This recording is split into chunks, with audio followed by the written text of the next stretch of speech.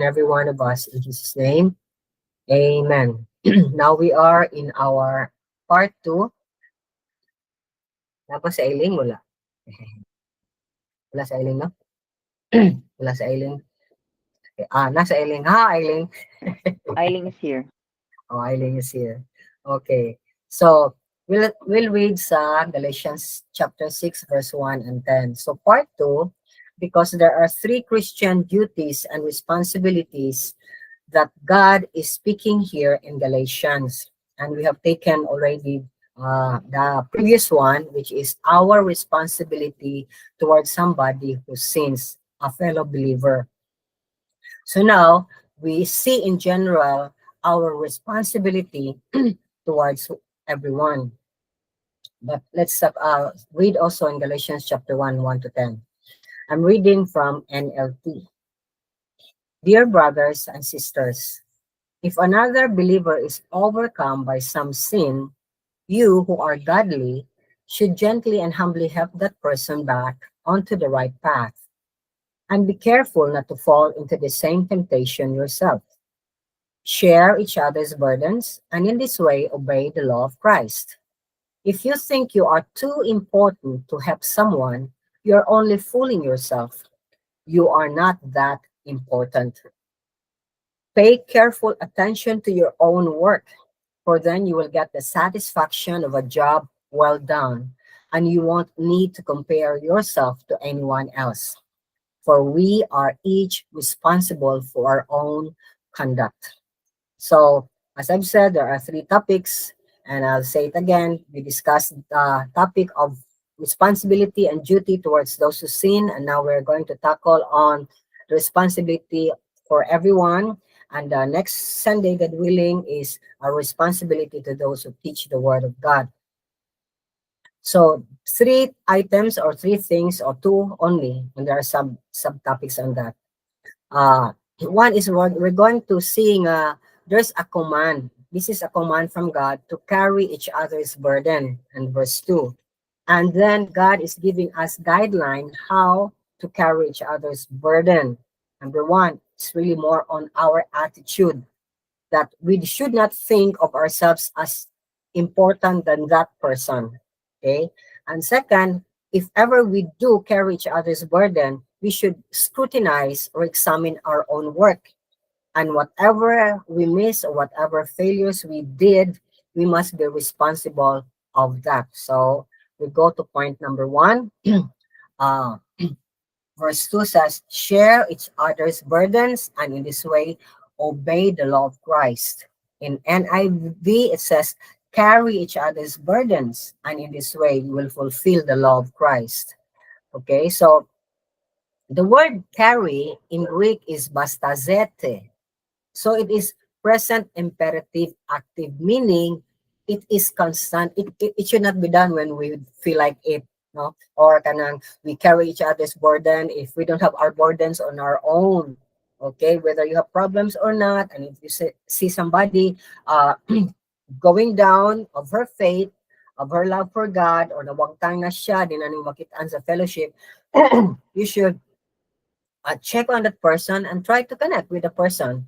And if that person will not respond, at least you have done your part, because it is a command. It should be done. Now the word bastazeti in Greek means to lift, literally or figuratively lift, because somebody is loaded down with problems, somebody is loaded down with so much, whatever it is, you help and lift it up. Now the word burden in Greek is bare, so it's a weight.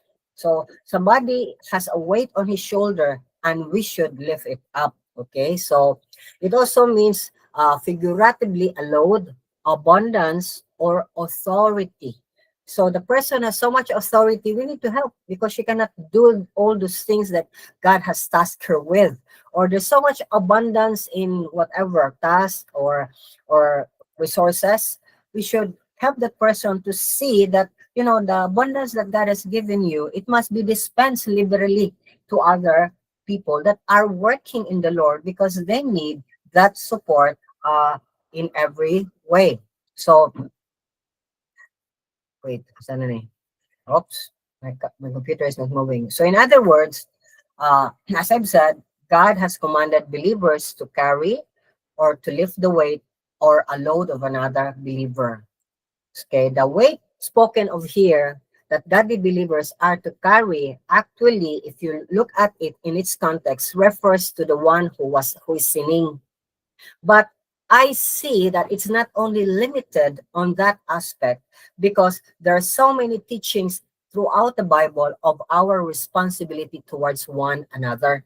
And I'm not even doing that extensively here, because I just want to focus on what the book of Galatians is teaching us.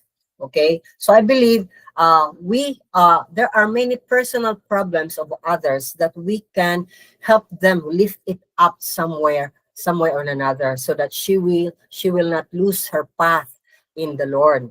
So we can see them, we can see these people. Of course now we are in virtual, so we can see, oh, they are not attending anymore. Why?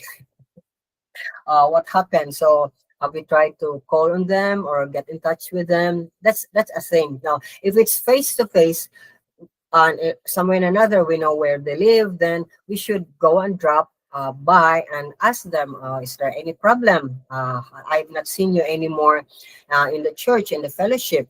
You have been very consistent, or I see you only once in a while.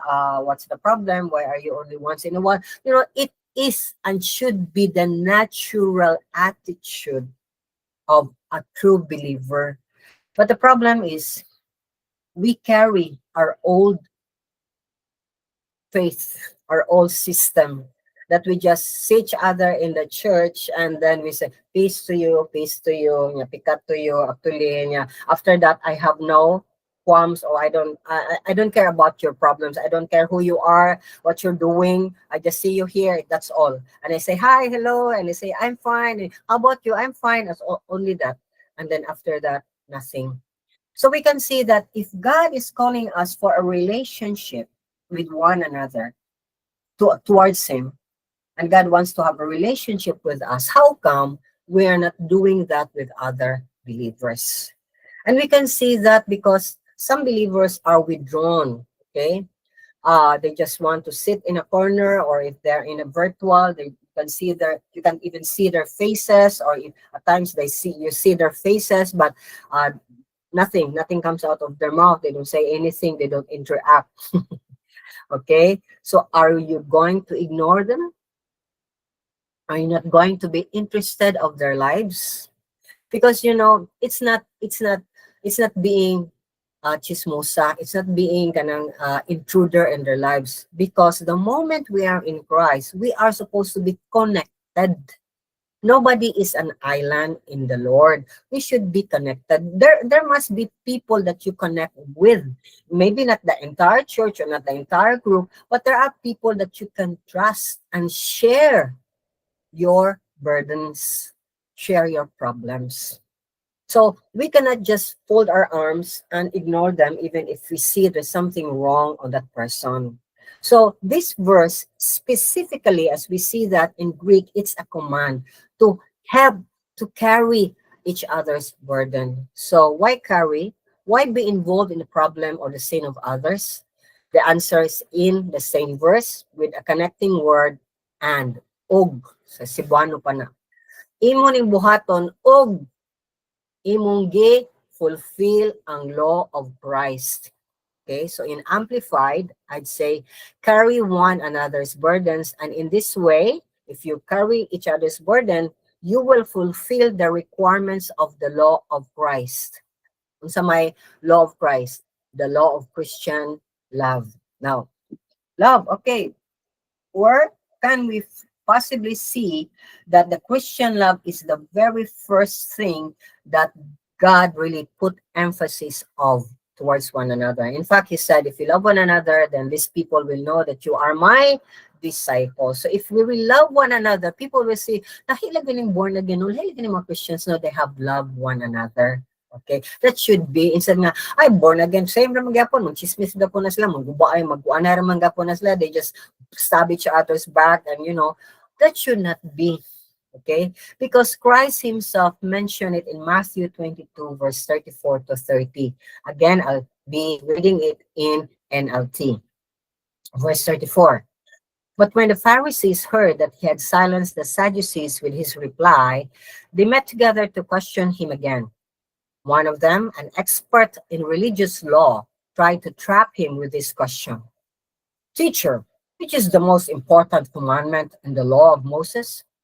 Jesus replied, you must love the Lord your God with all your heart, all your soul, and all your mind. This is the first and greatest commandment. A second is equally important. Love your neighbor as yourself.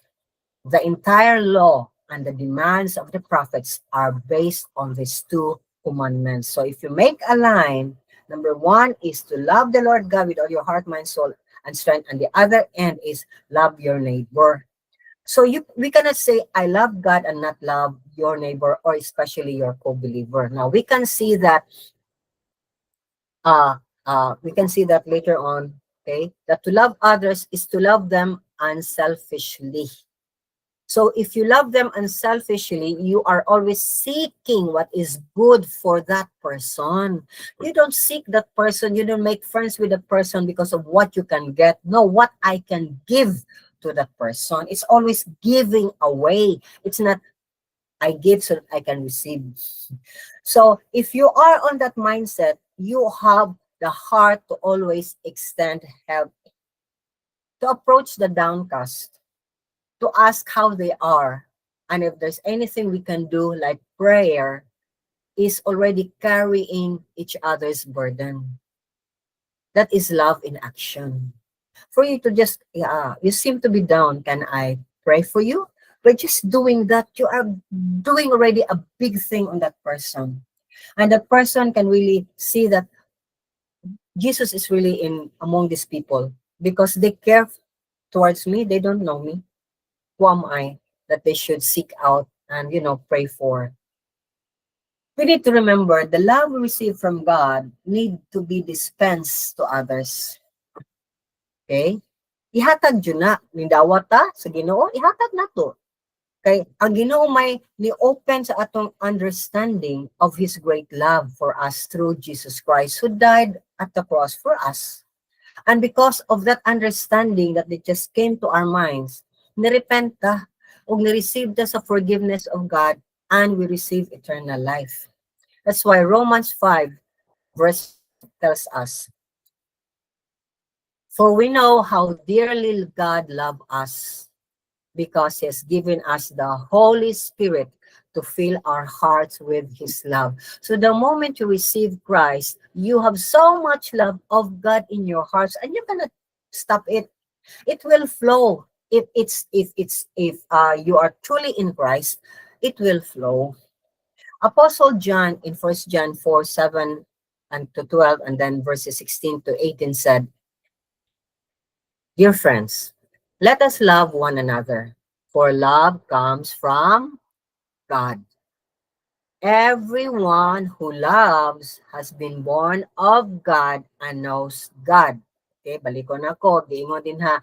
Tanan nga mohigugma sa ubang isig katawo, natawag yun na siya pag-usab ug kailag yun siya sa Ginoo. And verse 8, whoever does not love does not know God because God is love. Kung di ka mahigugma sa imong isig katawo, labi na sa imong isig ka magtotoo, wadyog ka ka-receive sa gugma sa Diyos.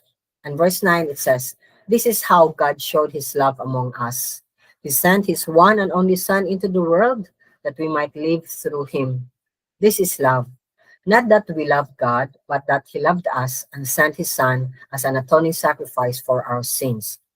Dear friends, since God so loved us, we also ought to love one another. This is mauni ang kinahanglan, mauni ang mugawas. Kung higugma ka sa Ginoo og higugma sad ka sa Ginoo, it's impossible na ang second commandment na dinhi level na sila. I love God, then I love fellow believers, and even I love others who hate me. Di na siya ingon ani, I love God but I cannot love others. No, it cannot be, or it doesn't exist. It should not be. Kay gingon din sa verse 12, no one has ever seen God. Have you seen God? We have not seen God, but we see him with our spiritual eyes. We feel him with our spiritual hands. And that's why we love one another. For because God lives in us and his love is made complete in us. His love is made complete in us. The moment we receive his love, it is like a circle. We receive God's love, okay? Here you are, here you are.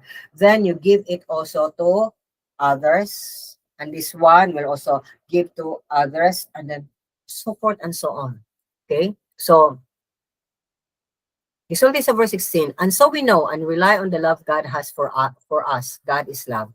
Whoever lives in love lives in God and God in them. Balik-balik, no? Whoever lives in love lives in God. Whoever loves God lives in love.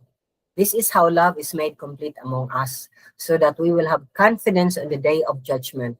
In this world, we are like Jesus. In this world, we are like Jesus. There is no fear in love, but perfect love, thank you, Dave, drives out fear, because fear has to do with punishment. The one who fears is not made perfect in love. Kaniba, kanini strike man yung kanina po in verse 18, because a lot of times we're too afraid to love. Especially if we've been hurt a lot of times, that we give out everything to the person, we're not expecting anything in return even, and yet they, you know, make us an enemy. They hurt us, they slander us, they do so many things that we don't expect from them. Okay, ato lang expect is thank you, that's all. We're not expecting anything that they will also give back to us, because the thank you is enough already. That means the person is receiving the love that you have given to him or to her. But the moment we start being afraid to do or help others, because helping others is a love that comes from God. It should drive us to help others, because we are so much in love with God that we cannot contain his love, that nga ang gawas ana is muhatag yuta na sa uban. Mana nga ang tao nga advanced kay thinking, always thinking if I will love this person, I will help this person, mabuso lang na siya, etc. He will just abuse me and abuse me. Now, the moment you continue to use that thinking without even yet trying, you have no love actually of God in your heart. Try it. And if the person is using you, abusing you, stop it. That's all. At least on our part, on your part, personally, that is the second gani. Now we need to be accountable of our actions. So the love of God need to be dispensed. God gives, we receive, we give. And then the person receives God, and then he gives. So it's just like that. In doing so, we glorify God. So our next point is, has God provided us and the next point is, God has provided us personalized guidelines in carrying each other's burden. So I will try to lift others' burdens. I will be very hook eye. I will see who is down, who is not attending anymore, what's the problem. First, you need to pray. Lord, Joji is missing. I don't see her anymore. What could be the problem? We are not that close. We only see her in the virtual, or we see her only once in a week or whatever. But I feel the burden to get in touch with her. I don't have her email. I don't have her Facebook. I don't know. Lord, help me. That's the way. Because the moment God gives you the burden for that person, God is using you so you can grow and become bigger and stronger in the Lord. Okay? So, thank you, Day Maribel, for the hot water. So, how to do it? Point number 2. Don't think you are too important. For if anyone thinks he's something special when in fact he is nothing, amplified me, he's special in his own eyes, he deceives himself. Most of the time, we look down at the person who commits sin, or we look down on those who, ay, she's not really attending or he's not attending anymore because they have a problem. And instead of helping, we talk about the person's problem and the person's personality and even go into judgment. We should not do that. We should say, "Oh, Georgie is missing already. Anybody who knows how to get in touch with her? I want to get in touch with her." Don't point to another person. Please get in touch with her. Oh, son, you are the sister. Get in touch with her. No, you are burdened. That's from the Holy Spirit.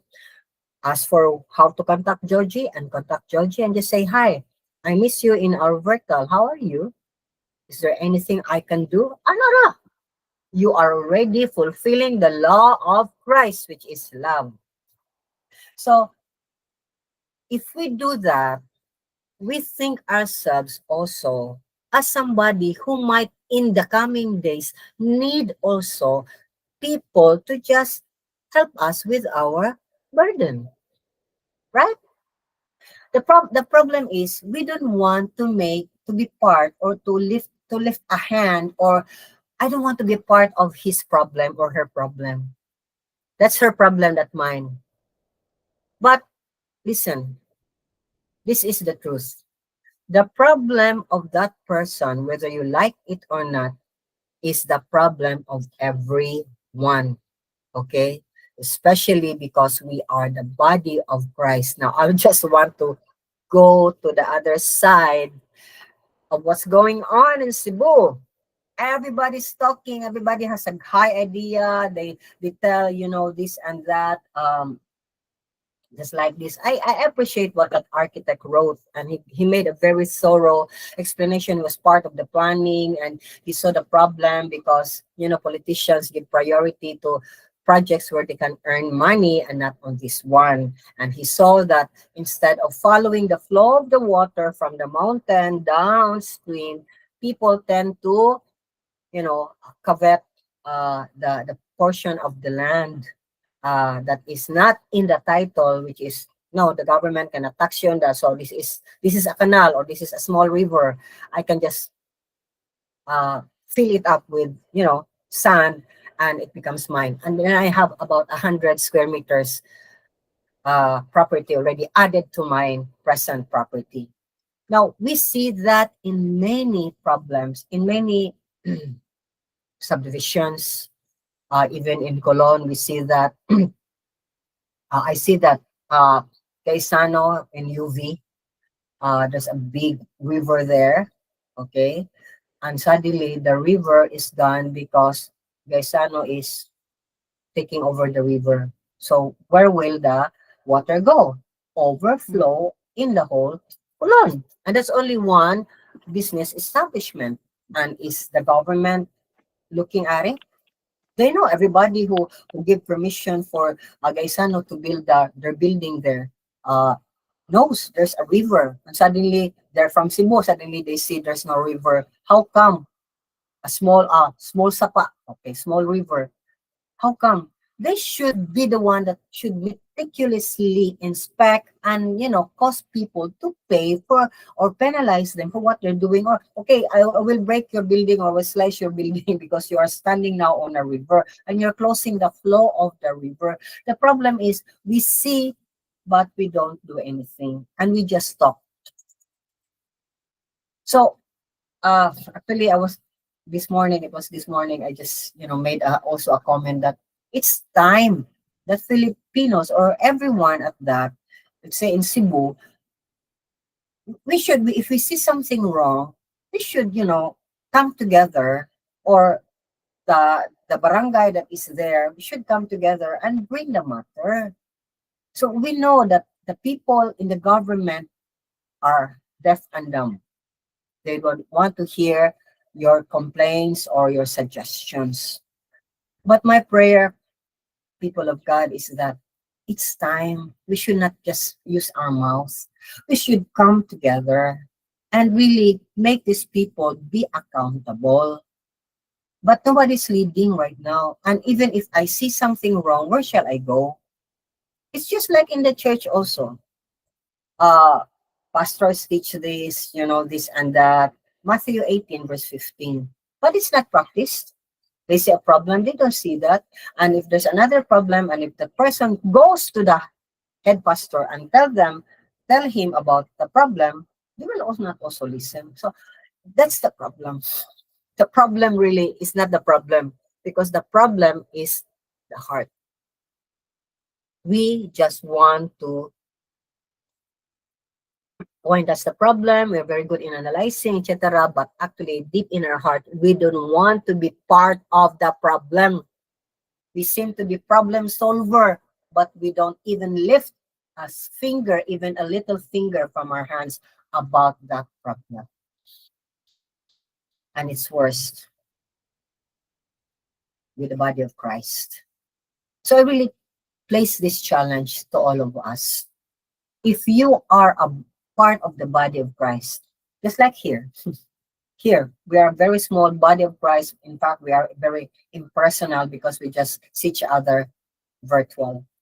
But this is how we are able to really, what you call this, help one another, to carry each other's burden. Yes, I may not be there to help Eileen lift all the heavy things from this house to that house, or to bring Ison from her house to the hospital because they're in Sweden. And I cannot go to Jean's place and help her with her problem with her sister because she's in, this and that. But in every possible way that we can. If we know somebody, a Christian, maybe not in our own fellowship, but we know that they are, really working for the Lord, doing things for the Lord, okay? And they seem to be in need of help.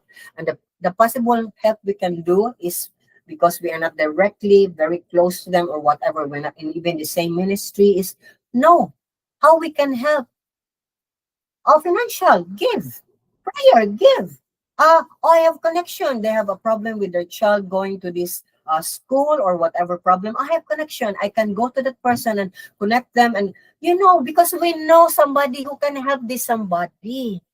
The problem is we just talk about the problem, but not doing anything about the problem.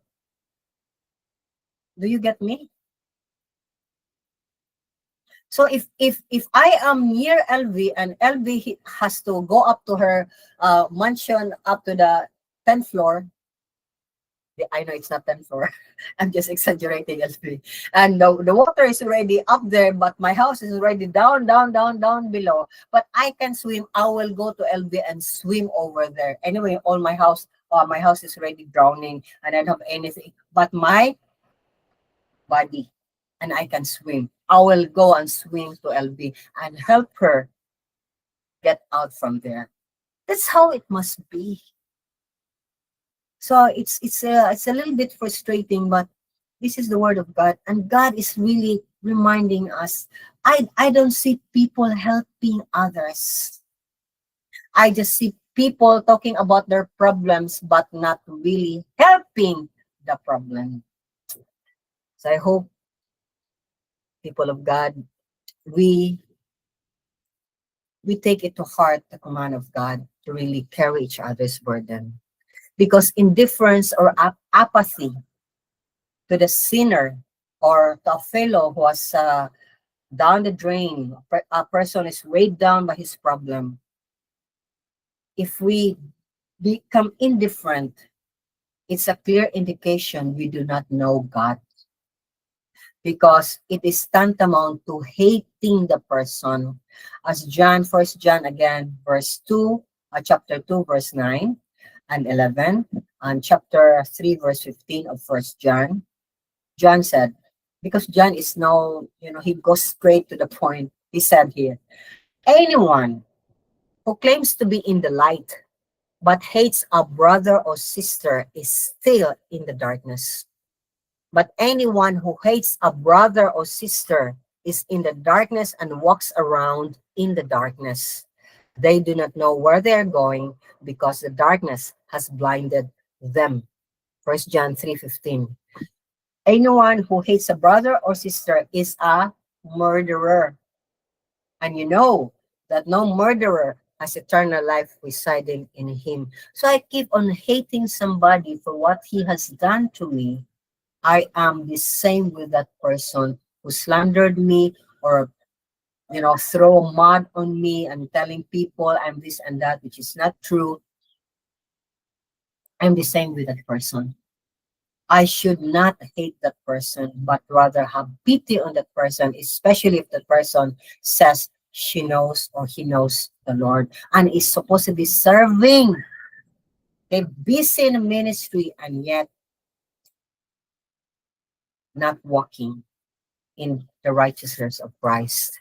So the second part we see here is not to think of ourselves as important, but also when we are engaged in the work of lifting, we should scrutinize our own work.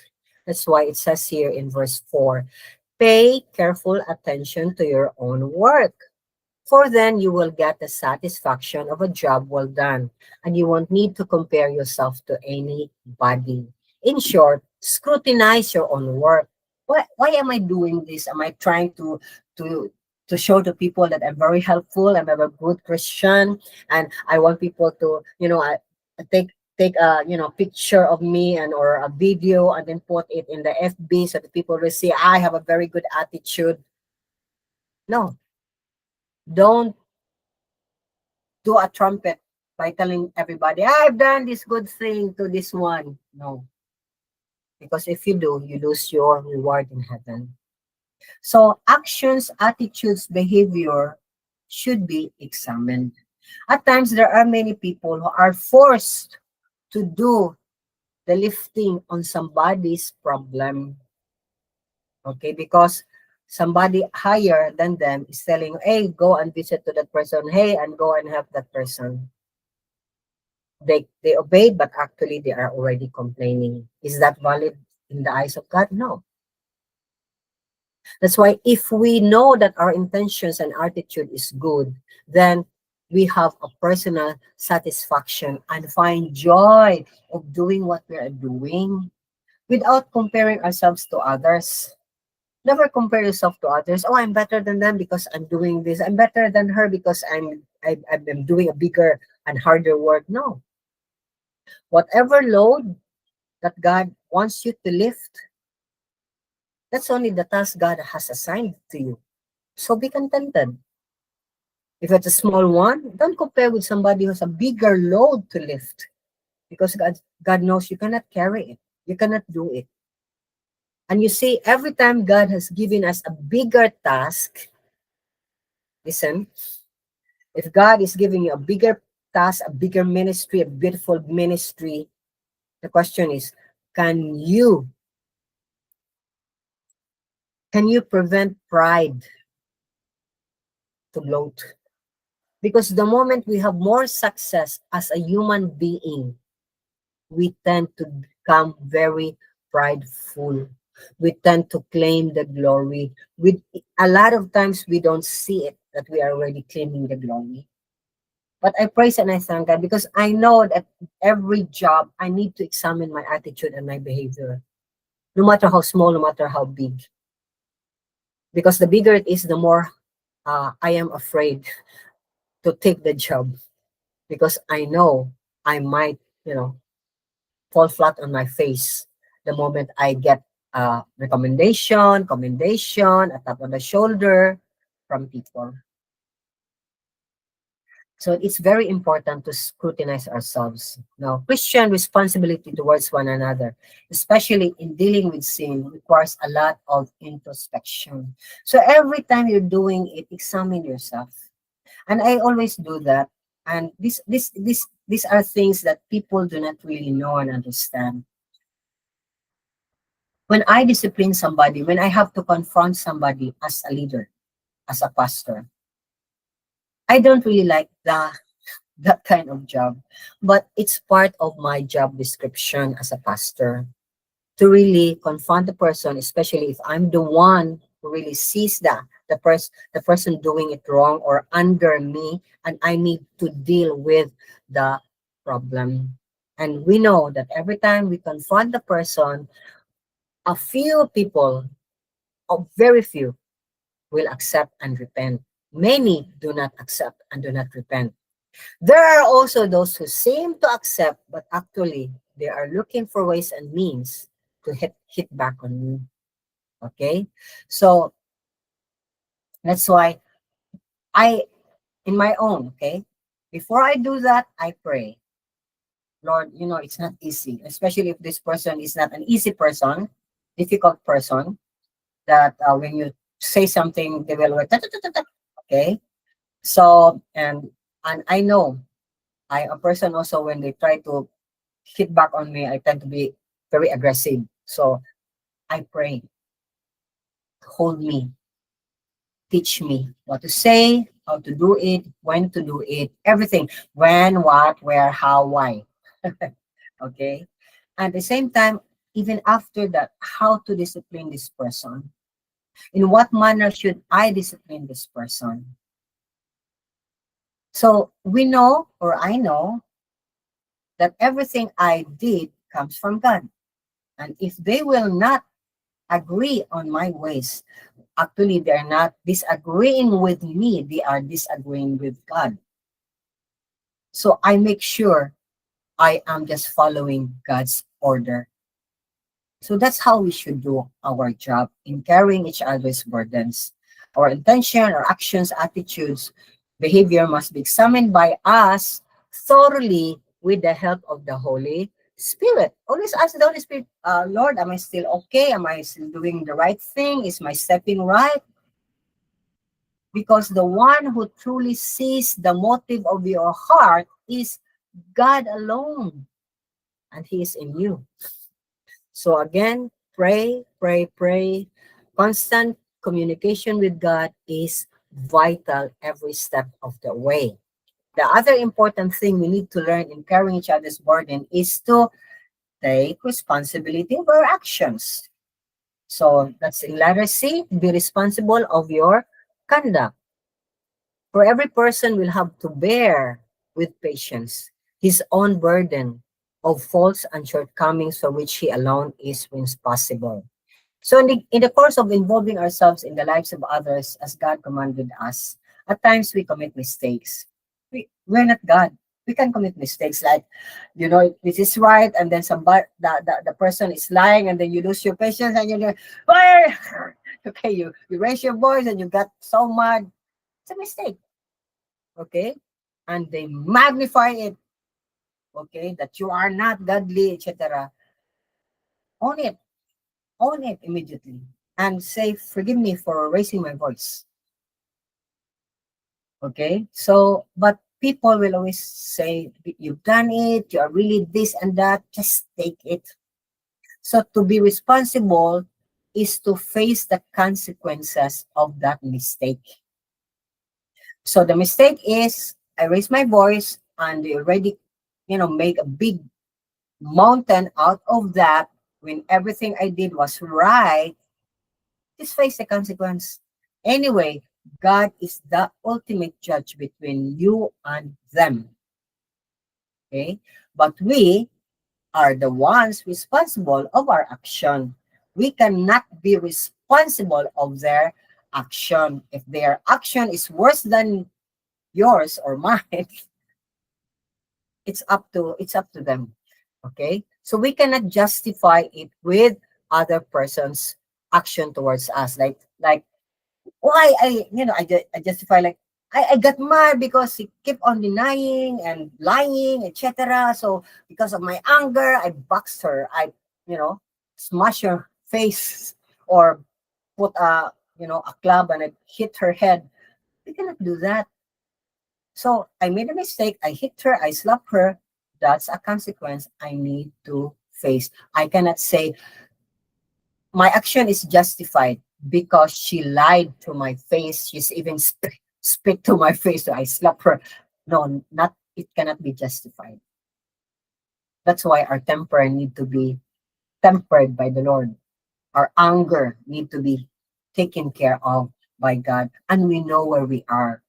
Yes, like me, I used to be a very angry person. I easily get angry. I'm so impatient. So I keep on giving that to the Lord. And I see along the way, God is really working on my patience. I have longer patience, but still, there's still some point where I get okay. But with my age now, I praise and thank the Lord because I know when to just run away from the problem. I know when to back out, and I know when to just proceed. And it requires constant training from the Lord. So our response to whatever stimulates us to make a mistake or to irritate us that we responded in a bad way, that's our responsibility. You and I need to own it. Because I often say this to myself and to others. My action, my responsibility. Your action, your responsibility. Okay? So let's summarize. The scripture has commanded us to take responsibility of others. First, to those who sin and to those whose faith is weakened by their problems. We cannot live a life of apathy as a Christian. We should be involved always in the lives of others. So, apathy is having no concern or interest in others. Di ka interested. Apathetic, waka interest sa uban. Didma ka sa uban. Mao na siya apathy. That is very unchristian. It is opposed to the second great commandment of God, which is to love others above ourselves. And has not God given us a command to bear each other's problems, burdens? Yes, He just did with us today. And He has given us guidance so that you and I will not fall into temptation by not putting emphasis on ourselves, but on those who need help. So, in summary, we need to help them without these three things. With the help of these three things, I'd rather say help of these three things. Number one, don't think you are too important to help. Second, if you help, scrutinize your own work. And third, if you make a mistake, be responsible of your conduct. I hope we will all obey the command of God and improve every time we are in a situation. God bless us all. Father, we want to thank you and praise you for guiding us through. And it may be new to others, Lord, but I pray that you will listen again to this and share this to others, even the unbelievers. They need guidance in dealing with helping others. Because in a family, Lord, even our own filial family in the flesh, we need to be there and help one another. Not not in the worldly way, but your ways, oh God. Because if we truly love you, we need to love one another. Father, I entrust each and every one, including myself. Please help us, oh God, to apply the two greatest commandments, to love you and to love others. And in doing so, Lord, we are truly loving us ourselves as well and making a complete cycle of your love. Father, we just want to give you thanks and glory back to you. In Jesus' name we pray. Amen and amen. So, is there any wild reaction sa atong lesson karon o mga kabataan na nasabtan ba ninyo na by things mo ang nasabti? Sa naman yun, di naman yun. Di akong cursor.